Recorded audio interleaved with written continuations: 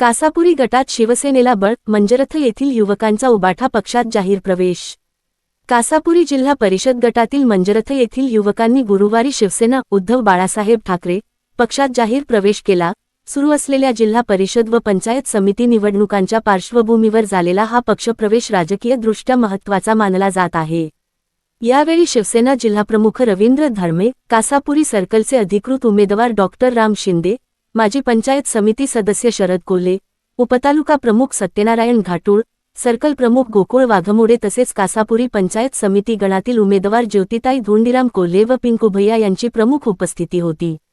शिवसेनेत प्रवेश करणाऱ्यांमध्ये संदीप कातारे, गोकुळ वाघमोडे, मळीबा सावंत, शरद कसबे, तानाजी गिरगुणे, सुंदर हरदास, पंढरीनाथ सलगर, शिवाजी बिडकर व विलास कातोरे यांचा समावेश आहे। या पक्षप्रवेशामुळे शिवसेनेला कासापुरी गटात आणखी बळ मिळाल्याचे बोलले जात आहे। विशेष म्हणजे या भागातील तरुण युवक मोठ्या संख्येने शिवसेना उबाठा पक्षात प्रवेश करत असल्याचे चित्र दिसून येत आहे। PNTV मराठी करिता परभणी प्रतिनिधी पांडुरंग कोल्हे।